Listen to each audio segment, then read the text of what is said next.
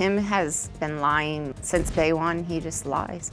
I don't think it has anything to do with the brain injury because I knew him in 2005. While Tim and I were dating, we'd all go out to karaoke bars, and Tim would act like he was mentally disabled. He had the limp already. He would just intensify it, and then if he took a drink of beer, he would let it come out of his mouth a little bit. He'd stutter. When I saw Tim on America's Got Talent, it really made me mad because it's the same act that he had put on, only it was more intensified on TV. Tim told everybody that he had a traumatic brain injury, a TBI, and it's on military medical records. The doctor writes down exactly what you say. If you say, I jumped on one of my guys saving him when a grenade went off, that's what they have to write. They want to know exactly what you're saying so that they can verify this story because you get paid for that. We had friends that got blown up, friends that have PTSD so bad they can't even handle it, and it's a direct slap in the face. Tim has been lying for so long now that he probably doesn't know right from wrong or what's true, what's not.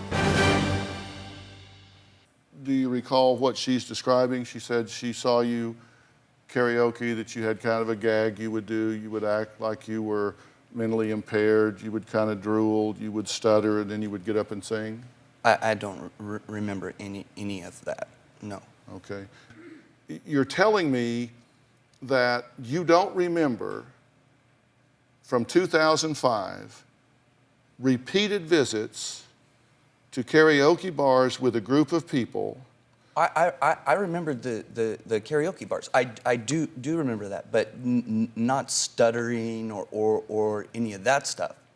So do you believe she's just lying? I mean, would you ask me to believe that she's just lying, that she's got some axe to grind against you?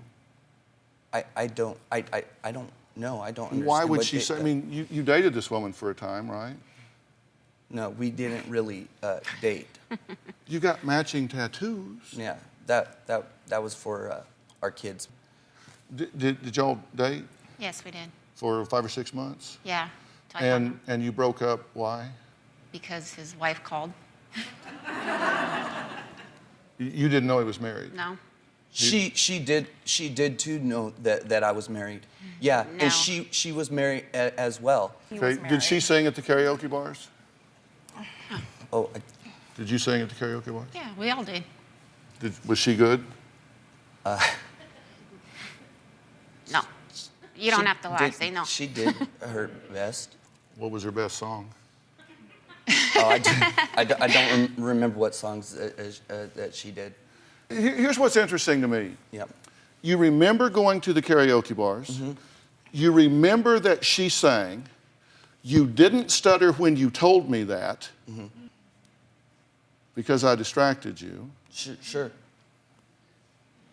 But you don't remember that you stuttered and acted as though you were mentally impaired. Do you remember Charles Harmon? No. Well, let me read you something from him. Sure. Because he remembers you.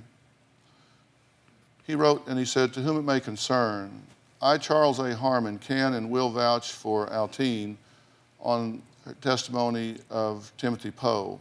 I'll jump ahead here a little bit. "I saw Poe on several occasions doing his Rain Man impersonation or stuttering act while we were out in public or at the karaoke bars in Columbus, Georgia. He thought it was funny to fool people by acting like a mentally handicapped person.